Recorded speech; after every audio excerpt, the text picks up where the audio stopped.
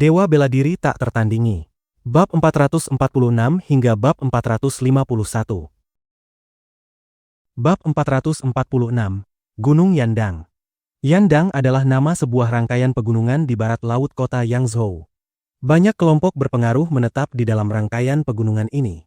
Di puncak gunung tertinggi di pegunungan Yandang, terdapat sebuah istana yang luas dan tak berbatas. Pemilik istana itu dihormati dan disegani oleh semua orang dalam radius ratusan kilometer di sekitarnya. Namun, istana itu merupakan wilayah terlarang. Orang biasa tidak dapat memasukinya, bahkan banyak bangsawan pun tidak berani mencoba masuk. Hal itu karena pemilik istana tersebut adalah seorang lelaki tua dengan temperamen yang sangat buruk. Keahlian lelaki tua itu adalah pedang. Saat ia marah, ia akan keluar dan menghancurkan sebuah gunung kecil. Ia memiliki kekuatan untuk mengubah gunung menjadi abu, apalagi manusia. Selain itu, lelaki tua itu memiliki dua murid, seorang gadis muda dan seorang pemuda. Keduanya sangat berbakat luar biasa. Bahkan seorang diri pun mereka mampu berhadapan dengan kelompok berpengaruh yang lebih kecil di negeri itu. Mereka sangat kuat. Pada saat itu, di dalam istana, terdapat energi mematikan yang mengerikan melayang di udara. Energi itu kemudian melesat ke langit, membuat udara bergetar begitu hebat hingga binatang buas di wilayah tersebut mulai berlari menjauh ke arah berlawanan.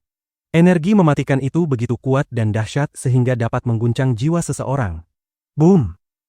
Energi mematikan itu meledak lagi ketika sebuah siluet muncul di langit, lalu mendarat di puncak istana. Ia memancarkan energi mematikan yang bahkan lebih mengerikan. Pada saat itu, lelaki tua itu sama sekali tidak tampak seperti orang tua. Ia terlihat seperti seekor binatang buas. Di belakang lelaki tua itu, berdiri seorang gadis cantik. Matanya dingin dan dipenuhi niat membunuh. Lin Feng telah membunuh sesama muridnya. Ia membencinya, mereka harus membalaskan kematian sesama muridnya. Ia tidak pergi mencari Lin Feng karena ia tahu bahwa ia tidak memiliki kekuatan untuk melawannya. Sebaliknya, ia berlari siang dan malam hingga kembali ke Gunung Yandang, agar dapat memberitahu gurunya tentang kematian Ling Tian. Jika gurunya turun tangan, maka tanpa diragukan lagi itu akan menjadi akhir bagi Lin Feng. Kau tetap di sini. Aku, Ji Guang, akan pergi mengambil kepalanya dan membawanya kembali ke sini agar semua orang dapat melihatnya. Aku akan membalaskan dendam murid kesayanganku, kata lelaki tua itu dengan dingin. Gadis itu memandangnya dengan tenang dan hikmat sambil mengangguk, lalu menjawab, "Ya, guru." Lelaki tua itu melepaskan ki murni yang menghancurkan batu-batu di bawah kakinya. Ia melompat ke udara dan mulai berlari melintasi langit. Namun, tak lama setelah ia naik ke langit, seberkas cahaya pedang muncul dari lembah dan melesat ke arahnya. Hal itu membuat lelaki tua itu terkejut. Ia tidak terburu-buru pergi dan menunggu orang itu tiba di hadapannya. Orang itu adalah seorang pria yang tampak berusia sekitar 30 tahun. Ia terlihat cerdas dan tampan, alisnya tajam seperti pedang. Matanya adalah mata seorang gila yang akan menghancurkan segalanya dengan pedangnya. Auranya cepat dan tajam, seperti seorang kultivator pedang yang ulung. "Ji Guang," kata pria itu dengan nada dingin, yang mengejutkan Ji Guang yang masih menatapnya tajam. "Siapa kau?" tanya Ji Guang. Pria itu dipenuhi niat membunuh, namun pada saat yang sama, ia tampak seperti lawan yang sangat kuat. "Aku pernah mendengar bahwa kau, Ji Guang, adalah ahli pedang. Ketika kau memegang pedang di tanganmu, kau menjadi utusan kematian. Siapapun yang bertemu dengan pedangmu akan dikirim ke liang kubur. Kurasa kita bisa saling belajar satu sama lain, mari kita saling menguji kemampuan," kata pria itu dengan nada dingin. Energi pertempuran yang mengerikan muncul darinya. Orang itu menantang pedang Ji Guang. Gadis yang berada di belakang Ji Guang mengerutkan kening. Pria itu baru berusia sekitar 30 tahun dan ia menantang gurunya untuk duel pedang. Betapa sombongnya. Energi pedang yang mengerikan muncul dari tubuh pria itu. Energi pedang itu sangat tajam dan hal yang paling menakutkan darinya adalah ketiadaan emosi.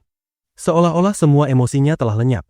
Seolah-olah pedangnya adalah satu-satunya hal di dunia dan segala sesuatu lainnya hanyalah jerami yang tak berarti.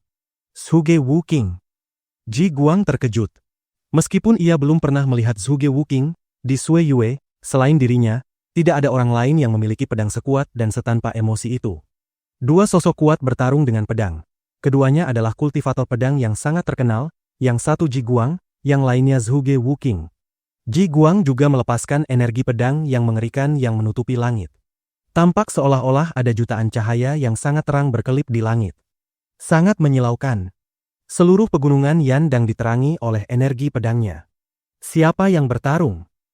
Energi pedang yang sangat mengerikan. Orang-orang dari seluruh pegunungan mulai menyadari pemandangan di atas mereka. Mereka semua mulai gemetar di bawah tekanan energi pedang yang begitu kuat. Energi pedang itu jelas berasal dari pedang Ji Guang. Yang mengejutkan, ada kultivator pedang lain yang sangat kuat yang bertarung melawannya. Siapa yang cukup kuat untuk menandingi pedang Ji Guang? Gadis di belakang Ji Guang mulai gemetar. Betapa mengerikannya pedang itu. Zhuge Wuqing, karena kau datang untuk bertarung, gunakan seluruh kekuatanmu. Suara pedang yang keluar dari sarungnya memenuhi udara, dan sebuah pedang muncul di tangan lelaki tua itu, tampak seperti seberkas cahaya. Roh pedang raksasa kemudian muncul di belakang Ji Guang, roh itu melepaskan energi pedang yang mengejutkan. Aku, Zhuge Wuqing, sudah 18 tahun tidak menggunakan pedangku secara langsung, tetapi hari ini, di hadapan seorang tetua terhormat sepertimu, aku akan menghunus pedangku, kata Zhuge Wuqing dengan tenang. Sebuah sarung pedang sederhana muncul di punggungnya. Sarung itu bergetar hebat dan suara pedang terhunus menyebar di udara. Zhuge Wuqing telah menghunus pedang merah darah tanpa emosi. Ji Guang, hidupmu telah berakhir, kata Zhuge Wuqing dengan ekspresi setenang sebelumnya, tetapi suaranya sedingin es dan tanpa emosi. Dua kultivator pedang luar biasa itu akan bertarung sampai mati. Jika salah satu dari mereka berhasil mengenai yang lain dengan pedangnya, ia pasti akan membunuh lawannya. Hanya satu orang yang akan berjalan pergi hari ini. Jantung Ji Guang berdebar kencang. Tak seorang pun berkata apapun ketika kedua energi pedang mulai bergulung di udara dan saling bertabrakan. Ki pedang yang sangat terang dan ki pedang tanpa emosi menerangi atmosfer dengan cara masing-masing. Angin tiba-tiba muncul ketika energi pedang itu melonjak ke langit dan menghantam satu sama lain. Tiba-tiba, kedua siluet menghilang dari pandangan. Tekanan yang dilepaskan oleh energi pedang itu begitu kuat sehingga semua orang yang berada di bawahnya merasa seolah-olah tubuh mereka akan tercabik-cabik. Langit seakan terkoyak, dan suara robekan memenuhi udara. Dalam sekejap, kedua siluet itu muncul kembali, bersama dengan ki pedang yang sangat terang dan ki pedang tanpa emosi. Seolah-olah segala sesuatu lainnya telah lenyap dari pandangan dan hanya kedua pedang itu yang tersisa di udara. Inilah konfrontasi dua kultivator pedang yang luar biasa. Semakin kuat seorang kultivator pedang, semakin berbahaya dan mengerikan pertarungan mereka untuk disaksikan. Kedua petarung itu kemudian kembali ke posisi semula. Ji Guang memandang Zhuge Wuqing dan berkata, apakah ini hanya demi kemajuan pedangmu? Zhuge Wuqing menggelengkan kepala. Ia sudah lama berhenti bersikeras mengikuti jalan pedang secara membabi buta. Kau kehilangan murid kesayanganmu dan ingin menggunakan pedangmu untuk membalasnya. Namun, orang yang ingin kau celakai adalah seseorang yang akan kulindungi dengan pedangku, kata Zhuge Wuqing dengan tenang. Ji Guang tampak memahami maksud yang lebih dalam di balik tindakan Zhuge Wuqing. Aku mengerti, bisik Ji Guang. Tanpa gerakan tambahan apapun, suara pedang membelah daging terdengar di udara. Semburan darah memancar ke langit dan tubuh Ji Guang terbelah menjadi dua bagian. Ah! Gadis itu menjerit. Ia ketakutan dan gemetar dari kepala hingga kaki. Tidak ada lagi kekuatan yang tersisa di tubuhnya dan wajahnya menjadi pucat seperti mayat. Kacha! Boom! Istana di puncak gunung mulai bergetar, lalu tiba-tiba sebuah celah raksasa muncul di tengahnya, seolah-olah istana itu telah terbelah menjadi dua. Cahaya matahari kini dapat menembus celah besar itu. Pemandangan yang mencengangkan. Zhuge Wuqing berbalik, tubuhnya berubah menjadi pedang dan ia menembus atmosfer saat melesat melintasi langit. Saat ia menghilang dari pandangan, beberapa tetes darah terlihat jatuh dari pedangnya. Setelah Zhuge Wuqing pergi, gadis itu tertinggal sendirian di tengah istana yang kosong. Ia terus menangis sepanjang malam. Semua ini terlalu mengejutkan baginya. Gurunya telah kehilangan nyawanya hanya dalam sekejap oleh satu tebasan pedang. Kenangan tentang Lin Feng yang membunuh Ling Tian dengan satu tebasan pedang seolah bertumpang tindih dengan gambaran yang baru saja ia saksikan. Lin Feng membunuh Ling Tian sama seperti Zhuge Wuqing membunuh gurunya, Ji Guang. Pada saat itu, gadis kecil ini merasakan lautan penyesalan yang tak berujung. Karena satu ucapan kecil darinya yang meyakinkan Ling Tian untuk pergi ke kota Yangzhou, kini ia telah mati. Karena dirinya, gurunya Ji Guang ingin membunuh Lin Feng dan justru terbunuh sebagai gantinya. Ia merasakan rasa bersalah yang tak berujung. Semua yang ia lakukan hanyalah sebuah lelucon. Sangat menyedihkan untuk ditertawakan. Sesama muridnya yang luar biasa kuat telah terbunuh. Gurunya yang menimbulkan ketakutan bagi begitu banyak orang telah terbunuh. Lin Feng sama sekali tidak mengetahui peristiwa yang sedang terjadi saat ini. Bagaimana mungkin ia tahu bahwa Zhuge Wuqing pergi ke Yandang untuk membunuh Ji Guang jika ia bergerak melawan Lin Feng? Lin Feng bahkan tidak tahu siapa guru Ji Guang, dan ia juga tidak tahu bahwa jika Zhuge Wuqing tidak turun tangan, ia mungkin akan berada dalam situasi yang sangat berbahaya di masa depan. Di gurun, Lin Feng sedang duduk bersila dengan mata tertutup. Namun, jiwa kuatnya yang mengerikan melayang di udara. Pasir bergulung di tanah saat angin bertiup. Lin Feng mulai berkonsentrasi dan menggunakan ki murninya untuk mengendalikan pergerakan pasir kuning. Saat ini, di depan Lin Feng yang duduk bersila, tergeletak sebuah gulungan yang telah ia bentangkan. Pada gulungan itu, terlihat berbagai tulisan dan gambar. Itu adalah sebuah formasi. Di bagian atas gulungan tertulis, Formasi Naga 9 Istana. Lin Feng menemukan formasi ini di dalam cincin milik lelaki tua yang ia bunuh selama kompetisi nasional. Dan sekarang ia menggunakan waktu ini untuk mempelajarinya. Bab 447. Tianya Haige. Yue Menghi, Lin Hai, dan Meng Qing memandang badai pasir emas yang mulai terbentuk. Formasi itu perlahan mulai terwujud, mengejutkan semua orang. Mereka saling memandang dengan tidak percaya. Yue Menghi tercengang, tetapi juga pleasantly surprised. Ia bertanya, apakah Xiao Feng pernah mempelajari sihir atau formasi sebelumnya? Aku tidak tahu. Namun, mengingat pengetahuannya yang luas, kemungkinan besar ia pernah mempelajari sihir dan formasi sebelumnya. Selain itu, pemahamannya tampaknya tidak dangkal, jawab Lin Hai. Yue Menghi mengangguk setuju. Formasi Naga 9 Istana sangat terkenal di kota kekaisaran. Jika seseorang berhasil mengaktifkannya, formasi itu dapat menjebak orang lain di dalamnya. Jika seseorang yang tidak cukup kuat terperangkap di dalamnya, ia tidak akan mampu melarikan diri dan akan tetap menjadi tahanan selamanya. Lin Feng, hanya setelah mempelajarinya dalam waktu singkat, sudah mampu membuat bentuk dasar formasi itu muncul. Sangat jarang melihat seseorang dengan bakat sebesar itu menggunakan formasi tersebut. Guru, lihat, kata salah satu gadis berpakaian putih. Ia menunjuk ke kejauhan. Gadis-gadis itu dibesarkan oleh Yue Menghi, dan semuanya menghormatinya sebagai guru mereka. Yue Menghi mengangkat kepalanya dan melihat badai pasir emas yang perlahan berubah menjadi 9 istana. 9 istana yang seluruhnya terbentuk dari pasir melayang di udara. Tidak buruk. Yue Menghi tersenyum.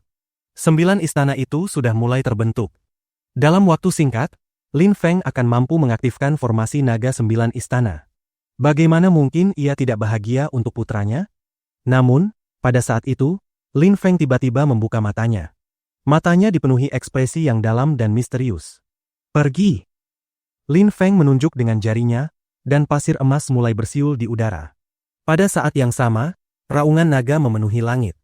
Pasir emas memenuhi udara dan akhirnya mengelilingi Yue Menghi serta yang lainnya. Tiba-tiba, mereka semua berdiri di lokasi yang sama sekali berbeda. Mereka berada di dalam sebuah ruangan emas. Sesaat sebelumnya mereka bersama, tetapi pada saat itu masing-masing berdiri sendirian di dalam ruangan emas yang identik. Mereka semua terjebak di dalam ruangan emas yang sama. Ilusi. Yue Menghi gemetar dan wajahnya membeku. Sesaat sebelumnya, ia mengira Lin Feng masih membutuhkan waktu sebelum mampu menggunakan formasi itu. Tetapi pada saat itu ia menyadari bahwa ia salah, Lin Feng telah berhasil mengaktifkan formasi Naga 9 Istana. Ibu, bagaimana menurutmu? Tanya Lin Feng saat ia muncul di hadapannya. Tidak buruk, kata Yue Menghi sambil tersenyum. Ia terkesan oleh bakat putranya. Lin Feng sangat berbakat di jalur kultivasi. Tetapi ia juga memiliki kemampuan untuk merapal mantra dan formasi. Pada saat itu, Yue Menghi tidak menyadari bahwa Lin Feng juga mampu meramu pil dan menempa senjata. Ia tidak mengetahui betapa berbakatnya Lin Feng dalam begitu banyak bidang. Jiwanya jauh lebih kuat dibandingkan orang lain, sehingga apapun yang ia lakukan, bakatnya akan luar biasa. Bahkan pemahamannya terhadap Qi jauh lebih maju daripada orang lain dengan tingkat kekuatan yang sama. Jiwanya yang sangat kuat memungkinkannya merasakan berbagai macam domain, termasuk sihir, alkimia, dan banyak lagi. Apapun yang dicoba Lin Feng, ia akan melampaui orang biasa. Jiwa Lin Feng sangat berbeda dari orang normal. Karena ia mengolah teknik jiwa berlebih, jiwanya beberapa kali lebih kuat daripada milik orang lain. Fakta bahwa Lin Feng langsung muncul di sampingnya dalam ilusi itu tidak mengejutkan Yue Menghi. Lin Feng adalah pengendali formasi tersebut. Dengan kekuatan jiwanya, ia dapat bergerak bebas di seluruh ilusi. Jika ia ingin mengubah sesuatu di dalam ilusi, itu hanya membutuhkan satu pikiran, ia memiliki kendali mutlak. Jadi, jika ia ingin memasuki ilusi, cukup dengan satu pikiran saja. Ini batas kemampuanku, aku tidak bisa mempertahankannya lebih lama. Sepertinya aku masih membutuhkan waktu untuk benar-benar menguasainya. Aku harus mencapai tahap di mana aku dapat memunculkannya dalam sekejap dan membuatnya bertahan tanpa batas. Barulah aku benar-benar menguasai mantra formasi ini. Ketika Yue Menghi mendengar kata-kata Lin Feng, ia mengangguk dengan wajah puas. Dalam waktu sesingkat itu, Lin Feng sudah mampu mencapai begitu banyak hal. Lin Feng sama sekali tidak tampak bangga atau sombong. Ia hanya fokus untuk menguasai formasi tersebut. Meskipun Lin Feng bisa tampak atau terdengar arogan saat berhadapan dengan musuhnya, ia sebenarnya bukan orang yang sombong. Di jalur kultivasi, tidak ada ruang untuk kesombongan. Ia hanya bersikap arogan di hadapan orang lain agar mereka tidak memandangnya sebagai lemah. Ibu, aku butuh bantuanmu. Aku ingin melihat seberapa mudah ilusi ini dapat dihancurkan. Bisakah ibu menggunakan kekuatanmu untuk memecahkannya? Tanya Lin Feng. Ia ingin mengetahui seberapa besar kekuatan yang dapat ditahan oleh ilusinya. Baik. Yue Menghi mengangguk sambil melepaskan ki yang sangat kuat. Lin Feng segera menjauh darinya. Siluet Yue Menghi berkilat dan ia terbang ke udara dengan tinju terangkat di atas kepalanya. Tinjunya langsung menghantam atap ruangan emas. Kacha! Ruangan-ruangan emas itu tampak bergetar dan terdengar seolah-olah akan retak. Yue Menghi tercengang, tetapi segera setelah itu ia tersenyum. Setelah pukulannya, suara retakan menyebar tanpa henti di udara saat ruangan-ruangan emas mulai hancur menjadi ketiadaan. Kemudian, suara gemuruh memenuhi udara dan ilusi itu sepenuhnya lenyap dari pandangan. Lin Feng dan yang lainnya kembali ke gurun emas tempat mereka sebelumnya berada. Berbagai bagian dari formasi naga 9 istana saling bergantung satu sama lain. Jika satu mantra saja dihancurkan, seluruh formasi akan runtuh. Lin Feng menghela napas dengan kecewa. Saat menghadapi kultivator yang sangat kuat, ia dapat mencoba jutaan metode berbeda, tetapi satu pukulan saja sudah cukup untuk mengalahkannya dan menghancurkan ilusinya. Ketika yang lain muncul kembali di gurun, mereka memandang Lin Feng. Semua orang masih terkejut. Lin Feng sangat berbakat, secara mengejutkan, ia mampu mempelajari mantra dan menciptakan formasi dalam waktu sesingkat itu. Itulah bakat. Ibu, seberapa kuat itu? Tanya Lin Feng kepada ibunya. Yue Menghi tersenyum indah, mengangguk, lalu berkata, Xiao Feng, kau berada di lapisan kedua Xuan Qi, tetapi dengan satu mantra saja, kau dapat memenjarakan kultivator lapisan keempat Xuan Qi tanpa masalah. Ketika Lin Feng mendengar kata-kata Yue Menghi, ia tersenyum. Ketika seorang kultivator dapat menggunakan sihir, ia memiliki keunggulan mutlak. Saat bertarung melawan mereka yang memiliki tingkat kekuatan serupa. Jika tidak, apa gunanya mempelajari mantra dan formasi? Jika mantra tidak memberikan manfaat, maka akan lebih aman untuk hanya berfokus pada kultivasi semata. Kultivator yang sangat berbakat dalam menggunakan mantra bahkan dapat memenjarakan dan membunuh kultivator dengan tingkat kultivasi yang jauh lebih tinggi daripada mereka. Dengan kultivasi yang sangat tinggi, tidak ada yang mustahil. Namun, mantra mampu memperkecil kesenjangan tingkat kultivasi, menjadikan hal yang mustahil menjadi kenyataan.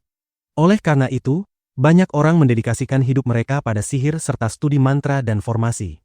Lin Feng bukanlah salah satu dari orang-orang itu. Baginya, mantra dan alkimia hanyalah alat yang dapat ia gunakan untuk mendukung kultivasinya. Dengan mantra itu, ia tidak akan takut menghadapi banyak kultivator lapisan keempat Xuan Qi sekaligus. Xiao Feng, kau sudah menghabiskan banyak waktu untuk kultivasimu. Mari kita gunakan kesempatan ini untuk kembali dan beristirahat. Kata Yue Menghi ketika ia melihat betapa kerasnya Lin Feng bekerja. Ia juga merasa khawatir. Bagaimanapun, ibu mana yang sanggup melihat putranya menjalani kehidupan sekeras itu? Namun Lin Feng menggelengkan kepala dan berkata, Ibu, aku ingin pergi ke Tianya Haige dan mengunjungi kota itu. Pergi ke Tianya Haige? Yue Menghi tercengang dan terdiam. Ia tidak mengetahui apapun tentang kota misterius itu. Ia sangat berharap Lin Feng tidak memiliki niat untuk pergi ke sana. Namun Lin Feng ingin pergi, sehingga ia tidak dapat menghentikannya. Chun Feng dan Xia Yu akan pergi bersamamu, kata Yue Menghi sambil mengangguk. Tidak perlu. Meng Qing dan aku akan pergi berdua saja, itu sudah lebih dari cukup, jawab Lin Feng sambil menggelengkan kepala. Tapi, baiklah, kata Yue Menghi ketika melihat betapa teguhnya Lin Feng. Ia memutuskan untuk menerima keputusannya. Xiao Feng, Tianya Haige, meskipun disebut kota, ukurannya sangat besar. Bahkan raksasa. Jauh, jauh, jauh lebih besar daripada kota kekaisaran kita di Suiyue. Tianya Haige memiliki distrik pusat yang dipenuhi kultivator yang sangat kuat. Jika kau pergi ke sana, berhati-hatilah. Akan lebih baik jika kau menjauhi distrik pusat, peringat Lin Hai. Ia merasa tidak tenang. Mereka berada di negeri asing, bahaya bisa ada di mana saja. Jangan khawatir, ayah, aku akan berhati-hati, jawab Lin Feng sambil tersenyum. Ada kultivator yang sangat kuat di distrik pusat Tianya Haige. Mungkinkah ada kultivator lapisan Tianqi atau bahkan lebih tinggi? Bagi Lin Feng, ia akan meninggalkan Suiyue cepat atau lambat. Itu hanya masalah waktu. Ia akan menjelajahi benua 9 awan untuk bertemu lebih banyak kultivator kuat. Saat ini, ia berada tepat di depan Tianya Haige. Ini adalah kesempatan besar untuk bertemu kultivator yang luar biasa kuat dan melihat apa yang menarik mereka ke tempat ini. Meng Qing. Lin Feng memandang Meng Qing. Tentu saja, ia akan setuju untuk pergi bersamanya. Tanpa sepatah kata pun, Meng Qing berjalan. Mendekat, lalu mereka berdua melesat ke kejauhan, hanya meninggalkan awan pasir emas di belakang. Lin Hai memandang punggung Lin Feng dan tersenyum. Meng Hi, Lin Feng telah menjadi pria sejati. Bab 448, Serigala Gurun. Lin Feng dan Meng Qing berlari melintasi gurun, dikelilingi oleh awan pasir. Gurun itu sangat luas. Mereka sudah berlari selama beberapa jam, tetapi masih belum berhasil keluar dari gurun. Hal yang paling membuat Lin Feng kesal adalah badai pasir yang terus-menerus membuat mereka hanya bisa berlari tanpa arah di atas pasir, tanpa mengetahui apakah mereka menuju ke arah yang benar.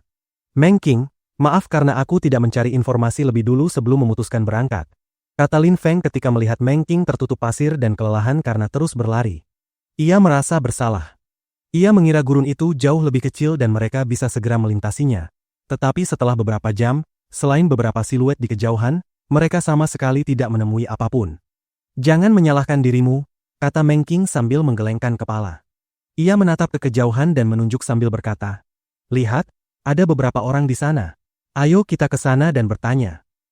Lin Feng melihat ke arah yang ditunjuk Meng Qing dan melihat beberapa sosok bergerak di gurun. Ia kemudian berkata, ayo kita lihat.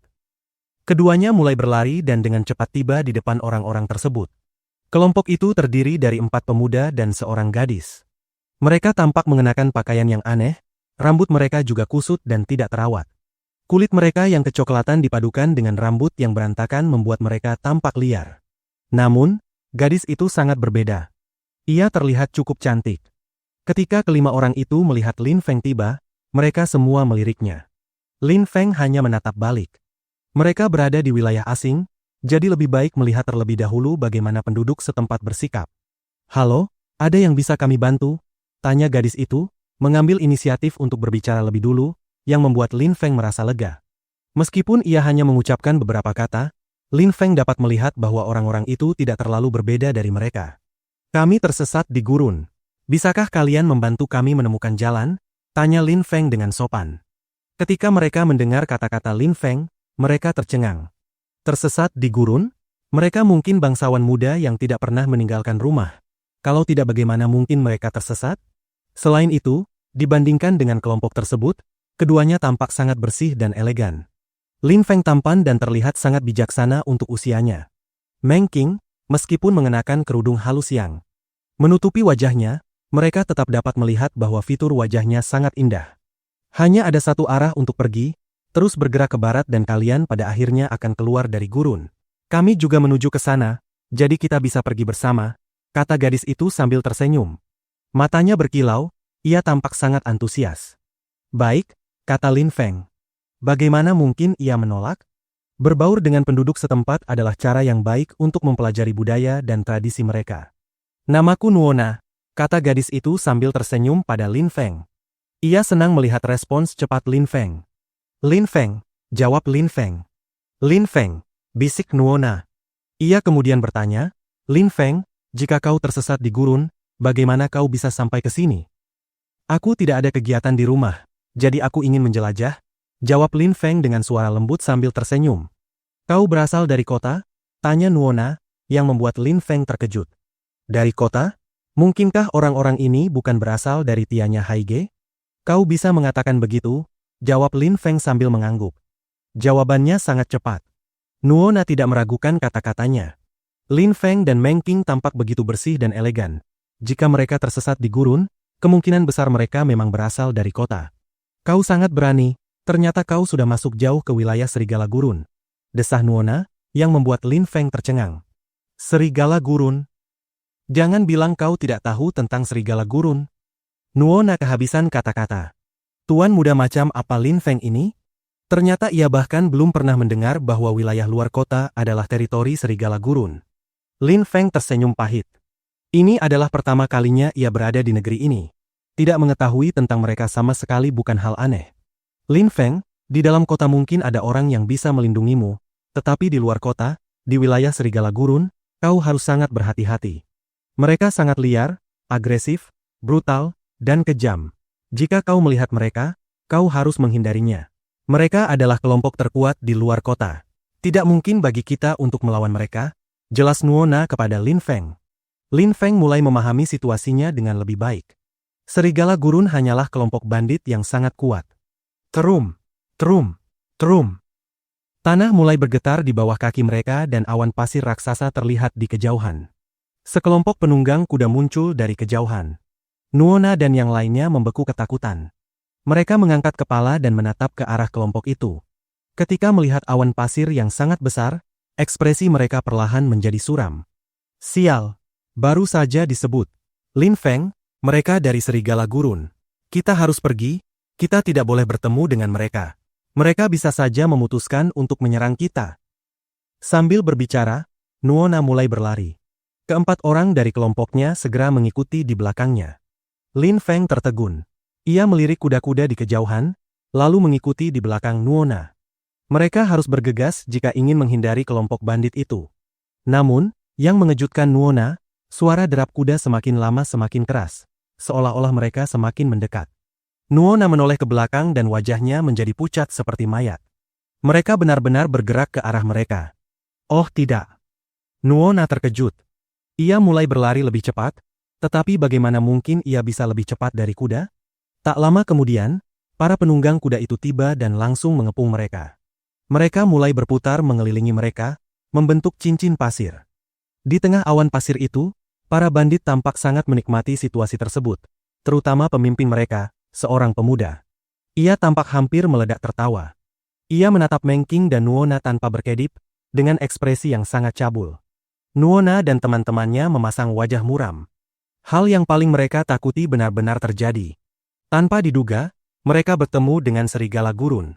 Tuan muda yang terhormat, halo. Kami adalah murid dari suku Kayu Hitam. Aku adalah putri kepala suku Kayu Hitam. Kami tanpa sengaja melintasi jalanmu.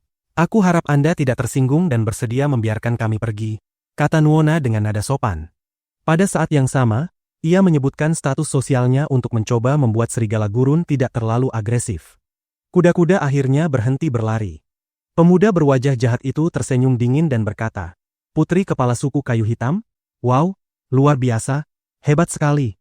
Kau hampir membuatku takut." Hahaha. Semua Serigala Gurun itu tertawa terbahak-bahak. Tampaknya Nuona mencoba menggunakan statusnya sebagai alat pencegah. Namun orang-orang itu sama sekali tidak peduli. Sepertinya Nuona dan yang lainnya benar-benar sangat sial kali ini. Bagaimana seharusnya aku menangani gadis dari suku Kayu Hitam itu? Kata pemuda itu sambil tertawa seperti orang gila. Ia bertanya kepada kelompok banditnya. Bawa saja dia pulang. Tentu saja, kita harus memberikannya kepada tuan muda kedua, dia bisa menjadi istri ke-8-mu. Canda kelompok itu sambil tertawa histeris, membuat wajah Nuona menjadi pucat seperti mayat. Orang-orang itu baru saja memanggilnya. Tuan muda kedua? Tuan muda kedua, aku tidak menyangka sosok terhormat seperti Anda akan muncul di tempat ini. Mohon maafkan ketidaksopananku. Suku Kayu Hitam akan sangat berterima kasih atas kebaikan Anda, kata Nuona dengan wajah masih pucat pasi. Namun, suaranya terdengar sangat tulus. Lin Feng mengerutkan kening dan memandang kelompok itu dengan dingin. Serigala Gurun itu persis seperti yang ia bayangkan tentang sekelompok penjahat. Mereka hanyalah bandit berkuda, tidak lebih. Namun mereka kuat, itulah sebabnya Nuona dan yang lainnya begitu takut. Mungkin sudah waktunya memiliki 8 istri, kata tuan muda kedua sambil tertawa lagi. Segera setelah itu, ia memacu kudanya dan melesat pergi dengan kecepatan penuh. Aku harap Nuona sudah mendengar dan memahaminya. Saat tengah hari, aku akan datang ke suku kayu hitam untuk melamar persekutuan pernikahan. Kalian semua harus berada di sana. Tidak seorang pun boleh absen. Jika satu orang saja tidak ada, kami akan memusnahkan suku kayu hitam, kata tuan muda kedua, sementara siluetnya perlahan menghilang di cakrawala. Anggota serigala gurun lainnya segera mengikuti di belakangnya, meninggalkan awan pasir kuning yang sangat besar. Wajah Nuona benar-benar pucat seperti mayat. Persekutuan pernikahan. Ia akan dipaksa menjadi istri tuan muda kedua dari serigala gurun. Selain itu, ia akan menjadi istri ke-8, atau bahkan ke-9, atau ke-10. Nuona, ayo cepat kembali.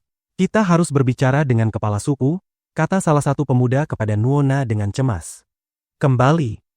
Nuona tampak seperti akan menangis. Ia lalu berkata dengan suara lemah, sepertinya aku yang harus disalahkan.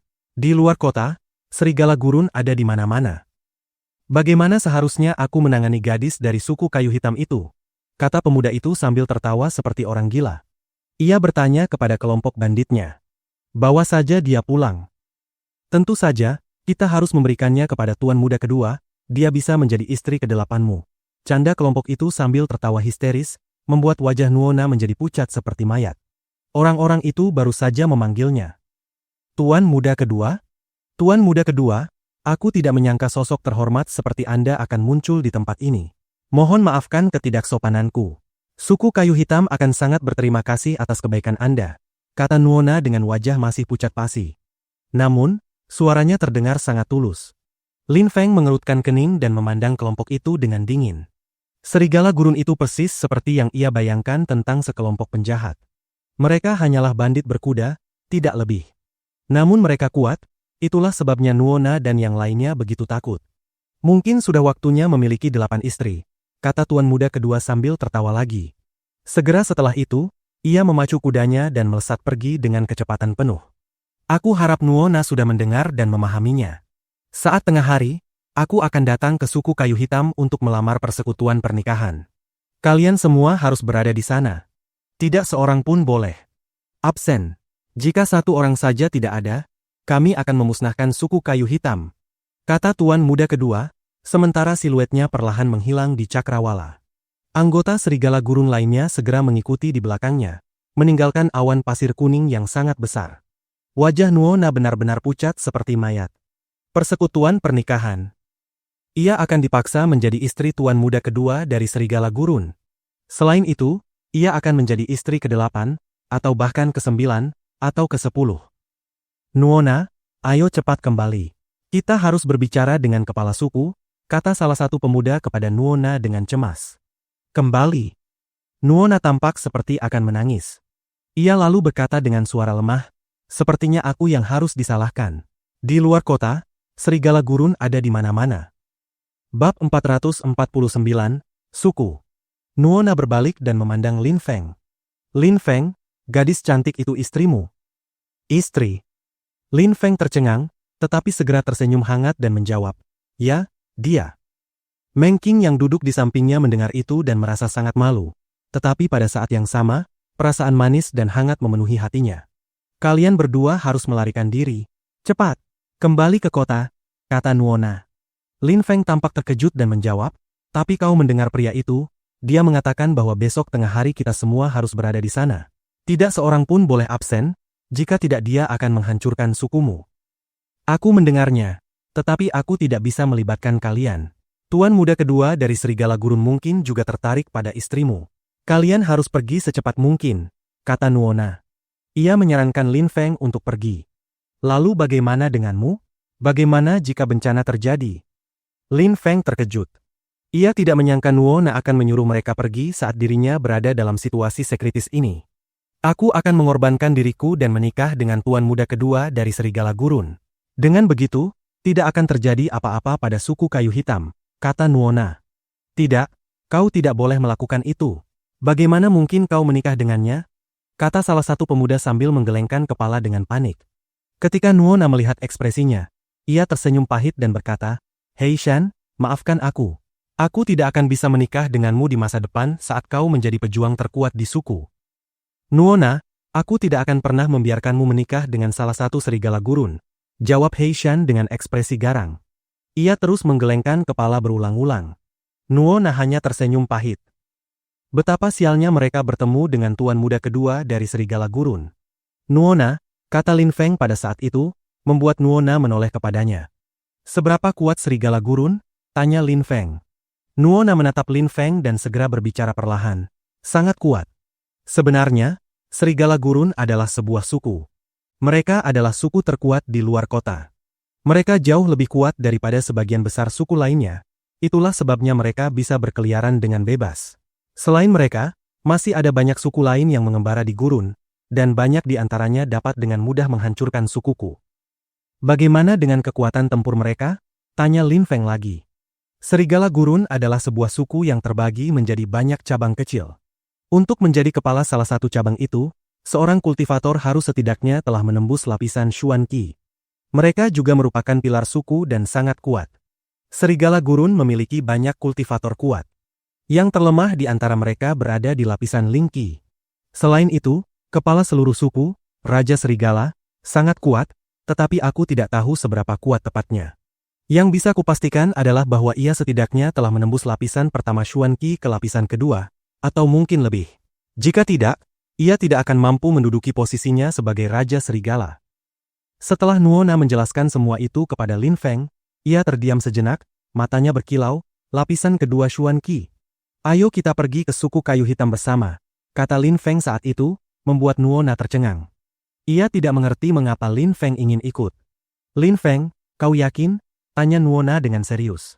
Aku yakin, kata Lin Feng sambil mengangguk. Ia tersenyum lalu menambahkan, kau masih harus menunjukkan jalan keluar dari gurun kepadaku.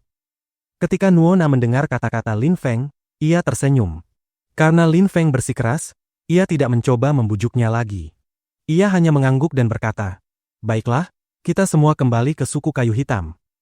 Persis seperti yang dikatakan Nuona, mereka terus bergerak lurus ke barat. Setelah beberapa waktu, mereka keluar dari gurun, tetapi pemandangannya sama sekali tidak seperti yang dibayangkan Lin Feng. Tanah itu masih merupakan gurun luas tanpa batas, tetapi pohon-pohon eksotis tumbuh dari pasir, membentuk semacam hutan. Sejauh mata memandang, hanya ada pasir dan pepohonan aneh. Tentu saja, banyak suku mungkin tinggal di hutan itu atau berkeliaran di gurun terbuka, sama seperti serigala gurun. Suku kayu hitam terletak di atas sebuah bukit. Sekitar 5 hingga 600 rumah dibangun mengelilingi bukit tersebut. Tempat itu tampak lebih seperti desa bukit yang dibentengi. Seperti dugaan, ini hanya suku kecil, pikir Lin Feng ketika melihat pagar kecil dan pertahanan sederhana yang didirikan. Pertahanan mereka sama sekali tidak terlihat kuat, sangat dasar. Mereka mungkin mampu menghentikan orang biasa dan binatang buas, tetapi jauh dari cukup untuk menahan sebagian besar kultivator. Ketika Nuona kembali, semua orang mulai menyapanya. Namun, tidak ada yang menanyakan apa yang ia peroleh selama perjalanannya. Semua orang hanya menatap Lin Feng dan Meng Qing dengan penuh rasa ingin tahu. Mereka sangat penasaran siapa kedua orang asing itu. Nuona, siapa dua orang asing itu? Tanya salah satu anggota suku. Mereka teman baruku. Kami bertemu di gurun, jelas Nuona. Ia tidak menyebutkan apa yang terjadi dengan serigala gurun. Ia tidak ingin menimbulkan kepanikan. Nuona. Suara keras dan penuh wibawa tiba-tiba terdengar, memotong percakapan. Kerumunan perlahan membuka jalan sambil berseru satu persatu, kepala suku datang, kepala suku datang. Ayah. Jalan terbuka, dan seorang pria tinggi serta kuat muncul di hadapan Nuona. Nuona, kau tidak membawa barang apapun? Tanya kepala suku kayu hitam. Nuona hanya menggelengkan kepala. Ia tidak tahu harus berkata apa. Nuona, apakah sesuatu terjadi? Sesuatu yang membuatmu tidak bisa kembali dengan hasil yang baik? Tanya He Mu saat itu. Nuona kembali menggeleng dan berkata, tidak ada, ayah. Apa yang kalian bicarakan?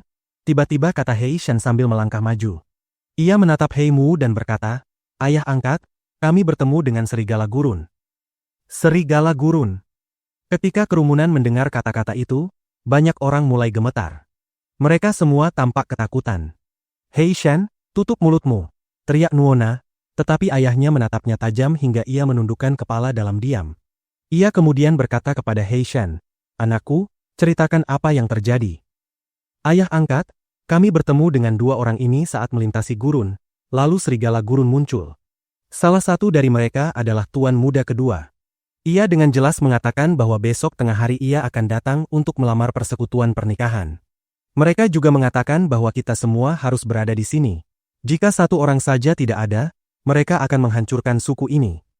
Hei Shan bahkan belum selesai berbicara ketika kerumunan di sekitar mereka meledak dalam kegaduhan.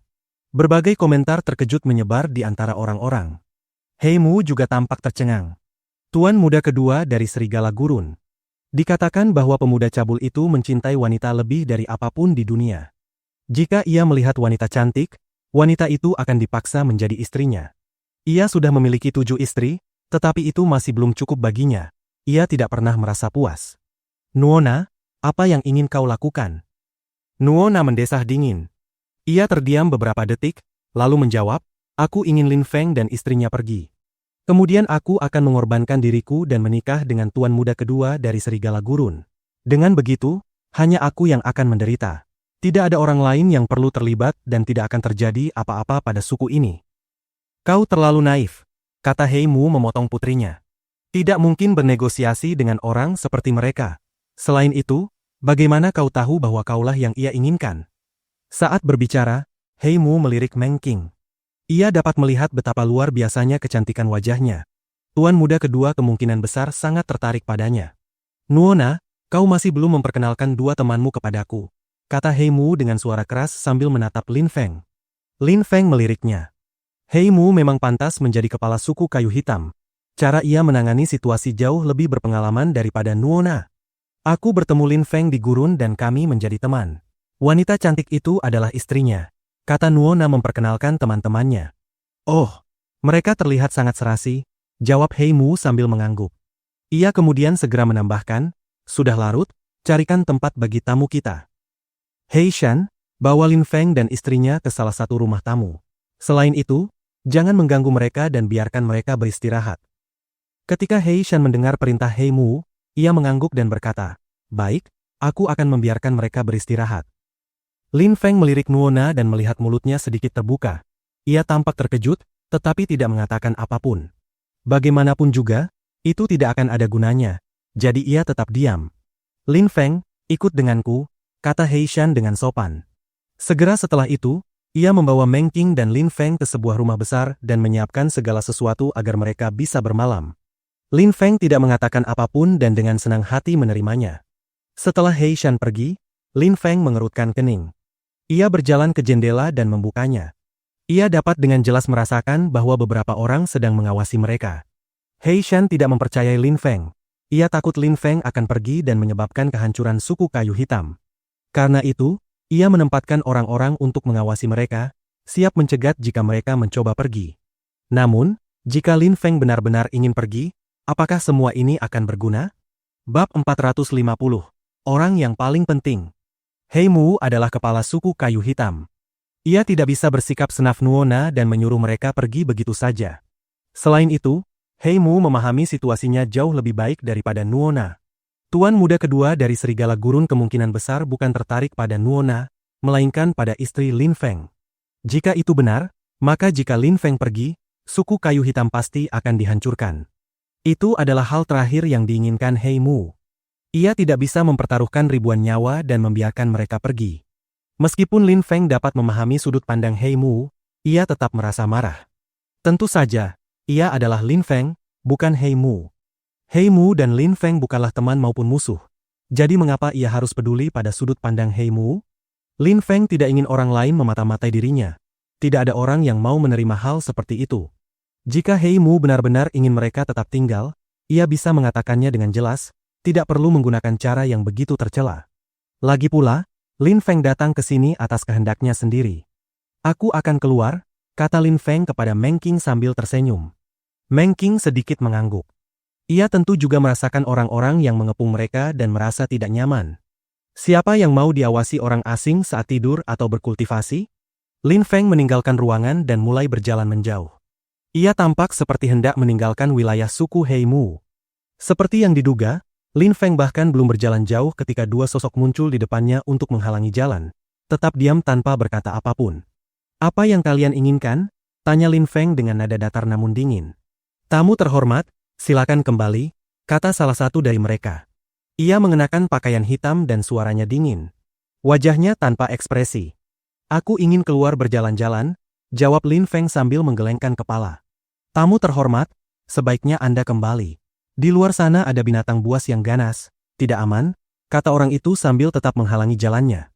Aku tidak membutuhkan kalian untuk mengkhawatirkan keselamatanku, kata Lin Feng sambil tersenyum dan terus berjalan. Kedua orang itu tercengang dan segera bergerak menghalanginya lagi sambil berteriak. Kalau begitu, jangan salahkan kami. Mengapa aku harus menyalahkan kalian? Kata Lin Feng dengan nada acuh tak acuh. Ia kemudian melepaskan energi mengerikan yang membekukan kedua orang itu di tempat. Mereka terkejut. Pergi, teriak Lin Feng. Teriakannya menimbulkan ketakutan di hati kedua orang yang menghalangi jalannya. Pada saat yang sama, sebuah pukulan mendarat di dada masing-masing, membuat tubuh mereka terlempar jauh ke belakang. Mereka ingin mengandalkan kalian untuk menahanku di sini, tapi kalian hanya sebatas ini, kata Lin Feng dengan dingin. Kedua orang itu merangkak di tanah sambil menatap Lin Feng dengan penuh kebencian. Mereka segera bangkit dan melarikan diri. Hemp! Lin Feng mendengus dingin, berbalik, dan kembali ke kamarnya. Ia memandang Meng Qing dan berkata, Meng Qing, kita menginap di sini malam ini atau pergi? Kita pergi saja. Di luar akan lebih tenang, kata Meng Qing sambil tersenyum. Lin Feng meraih tangan Meng Qing dan mulai bergerak. Belakangan ini, Meng Qing tidak lagi menolak pendekatannya. Ia menggenggam tangan Lin Feng dan mereka meninggalkan suku itu bersama. Mereka melayang ke udara dan melesat melintasi langit. Dalam sekejap mata, mereka sudah menghilang. Setelah Lin Feng dan Meng Qing pergi, sekelompok orang dengan obor dan lentera bergegas menuju rumah tamu. Ketika mereka melihat tempat itu kosong, mereka tercengang. Bajingan! Dari mana mereka pergi? Hei Mu sangat marah. Ayah, Lin Feng bukan anggota suku kita. Jika dia pergi, biarkan saja. Kita seharusnya tidak ikut campur dalam urusan orang lain, kata Nuona yang berada di sampingnya. Diam, bentak Hei Mu. Apa yang kau tahu? Mereka pergi berarti suku kayu hitam kita akan menghadapi kehancuran. Jika kau ingin menikah dengan tuan muda kedua dari Serigala Gurun, itu urusanmu, tetapi sekarang semua orang terlibat. Saudara-saudaramu semua akan mati. Wajah Nuona menjadi pucat pasi, bibirnya bergetar dan ia berkata, Ayah, ini salahmu karena mengirim orang untuk memata-matai Lin Feng. Jika tidak, dia tidak akan pergi.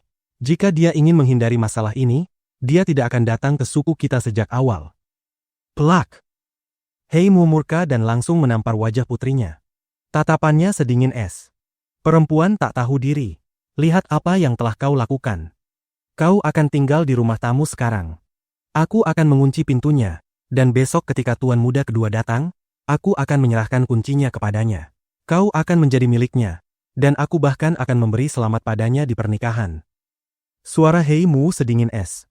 Ia kemudian memerintahkan beberapa penjaga untuk tetap berjaga dan mencegah Nuona melarikan diri. Wajah Nuona pucat seperti mayat dan air mata mulai mengalir di pipinya. Di suku-suku seperti ini, pria memegang kekuasaan mutlak atas wanita, dan suku kayu hitam tidak berbeda. Demi suku, ayahnya akan menyingkirkan semua perasaan dan meninggalkannya. Ia akan mengorbankannya demi keselamatan seluruh suku. Lin Feng tidak mengetahui apa yang terjadi setelah ia pergi. Mereka sudah tiba di puncak sebuah gunung kecil. Malam di gurun sangat gelap dan dingin. Meng Qing bergerak sedikit dan menyandarkan kepalanya di bahu Lin Feng. Ia kemudian berkata, Lin Feng, apakah kau tidak merasa ada sesuatu yang aneh di tempat ini? Seolah-olah ada sesuatu yang berbeda. Lin Feng tercengang. Ia lalu menatap Meng Qing dan berkata, kau juga merasakannya. Meng Qing tersenyum dan berkata, Lin Feng, jangan lupa bahwa aku berlatih teknik bulan rendah. Matahari adalah kebalikan alaminya. Aku dapat merasakan air dan api dengan sangat jelas. Lin Feng mengangguk. Air dan api adalah elemen yang berlawanan, jadi tidak mengherankan jika Meng Qing dapat merasakan ki api yang luar biasa kuat. Aku juga merasakannya. Seolah-olah ada api yang membakar di bawah kaki kita yang bisa meledak kapan saja. Lin Feng telah berlatih teknik matahari membakar kosmos. Ia masih belum mampu meningkatkannya menjadi teknik matahari sejati, tetapi teknik itu sudah berada pada tingkat teknik matahari rendah. Itu cukup baginya untuk merasakan bahwa di bawah kaki mereka, ki api yang mengerikan sedang membara. Perasaan itu sangat menakutkan. Aku bertanya-tanya apakah ayah dan ibu juga merasakannya saat mereka tiba di sini. Bisik Lin Feng sambil menatap ke kejauhan. Jangan terlalu dipikirkan. Istirahatlah. Besok kita akan kembali ke suku kayu hitam, kata Meng Qing sambil bersandar pada tubuh Lin Feng dan tersenyum. Meng Qing, bagaimana kau tahu kita akan kembali? Karena aku memahami hatimu. Jika kita membiarkannya begitu saja, itu bisa menjadi bencana besar bagi Nuona. Dia bisa tinggal bersama kita jika kau mau, jawab Meng Qing dengan lembut. Lin Feng tercengang. Kau tidak keberatan jika ada wanita lain di sisiku? Aku tidak keberatan, sungguh. Lin Feng, jika kau bertemu gadis yang kau sukai, dia bisa tinggal bersama kita. Aku benar-benar tidak keberatan. Selama masih ada tempat untukku di hatimu, aku tidak keberatan. Lin Feng tertegun. Saat berbicara, Meng Qing tampak sedih. Apakah ia benar-benar merasa tidak apa-apa? Kau berbohong, kata Lin Feng sambil menatap ke kejauhan. Meng Qing gemetar mendengar kata-kata itu. Baiklah. Bahkan jika aku tidak menyukainya, aku tetap harus menerimanya. Hal yang paling penting bagiku adalah aku selalu memiliki tempat di hatimu, jawab Meng Qing dengan lembut. Suaranya manis dan halus. Ia mencintai Lin Feng dengan sepenuh hati, dan ia tidak dapat mengubah itu. Ia sangat takut kehilangan dirinya. Tidak peduli bahwa cinta mereka adalah kisah yang indah dan luar biasa, atau bahwa ia sangat cantik, ia tetap tidak bisa menahan rasa takut kehilangan dirinya.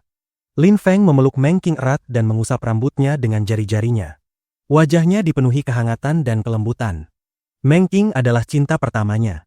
Ia selalu berada di sisinya, selalu melindunginya, dan tidak pernah meminta apapun sebagai balasan.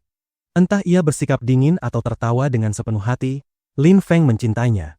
Demi senyum Meng Qing, ia rela melakukan apapun, bahkan menghancurkan dunia. Bagaimana mungkin ia bisa berhenti mencintainya? Jika suatu hari ada wanita lain, Meng Qing, tidak akan ada seorang pun yang bisa menggantikanmu. Tidak ada. Kau akan selalu menjadi orang yang paling penting dalam hidupku. Lin Feng masih menatap ke kejauhan, tetapi senyum indah terukir di wajahnya. Namun, ia tidak bisa berjanji hanya memiliki satu wanita di sisinya, karena di kota kekaisaran ada seorang wanita lain yang tidak menginginkan apapun selain berada di sampingnya. Ia sedang menunggunya. Ia menghabiskan hari-harinya menggambar potret wajahnya, mendedikasikan seluruh hidupnya untuknya. Terkadang Lin Feng bertanya pada dirinya sendiri mengapa ia bersedia melakukan sejauh ini demi seorang wanita. Mengapa ia mau melakukan apapun demi sebuah senyuman? Demi cinta, seseorang dapat melakukan hal-hal besar. Demi cinta, tidak ada yang mustahil. Ketika Meng Qing mendengar kata-kata Lin Feng, air mata mulai mengalir di pipinya. Ia mengatakan bahwa dirinya adalah orang yang paling penting di hatinya dan akan selalu begitu. Itu sudah cukup. Baginya, itu sudah lebih dari cukup. Bab 451. Bunuh aku? Pada tengah hari, matahari yang terik menggantung tinggi di langit, dan pasir emas gurun terasa seolah telah berubah menjadi lava di bawah kaki manusia. Saat itu, matahari yang membakar menyinari suku kayu hitam. Meskipun tampak tenang dan damai, suasananya justru terasa menekan. Di pintu masuk suku kayu hitam, sebagian besar anggota suku berdiri menunggu. Kepala suku berdiri paling depan, dan putrinya, Nuona, juga berada di sampingnya. Namun, rambut Nuona sangat berantakan dan tubuhnya terikat dengan tali. Wajahnya dipenuhi kesedihan. Meskipun begitu, ia sama sekali tidak tampak takut, ia hanya merasa putus asa dan tak berdaya. Ia diikat oleh ayahnya sendiri dan akan dikorbankan kepada seorang monster, tuan muda kedua. Bagaimana mungkin Nuona tidak merasa putus asa? Semua orang berdiri dengan tenang, menunggu. Akhirnya, suara derap kuda terdengar di udara dan menarik perhatian suku kayu hitam. Mereka semua tampak sangat gugup. Tak lama kemudian, awan pasir emas naik di hadapan mereka dan sekelompok kuda berzirah tiba di pintu masuk desa. Aku adalah tuan muda kedua dari Serigala Gurun. Aku datang hari ini untuk melamar persekutuan pernikahan. Suara keras dan jelas memenuhi udara. Segera setelah itu, banyak orang bersorak dan bertepuk tangan. Dengan satu kalimat, ia menyatakan tujuannya sebagai pernikahan, meskipun sebenarnya tidak jauh berbeda dari penculikan. Tuan muda kedua hanya memberi kesempatan bagi suku kayu hitam untuk menjaga muka, tidak lebih. Kuda-kuda itu membuka jalan bagi pemuda tersebut saat ia muncul di hadapan suku kayu hitam. Pemuda itu tampak sangat angkuh. Ketika ia melihat Nuona terikat, ia tercengang lalu berkata dengan nada sedingin es. Siapa kepala suku kayu hitam?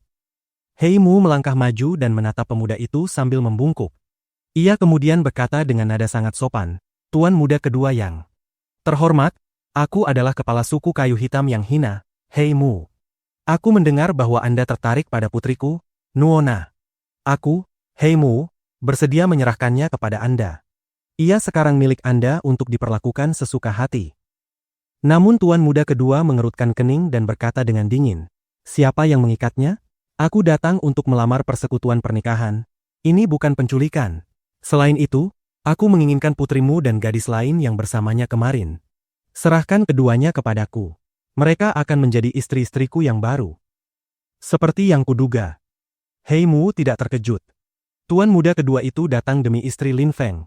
Nuona hanyalah bonus, tidak lebih. Tuan muda kedua yang terhormat, mohon terima permintaan maafku yang paling tulus.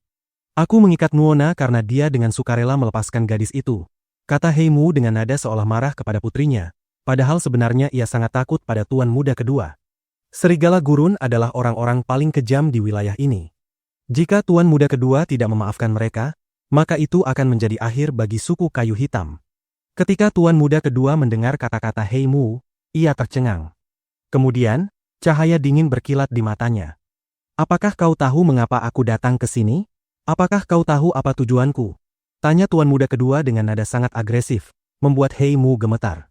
"Kemarin, aku tidak langsung menyerang dan menculik mereka karena aku sangat menghargai perasaannya.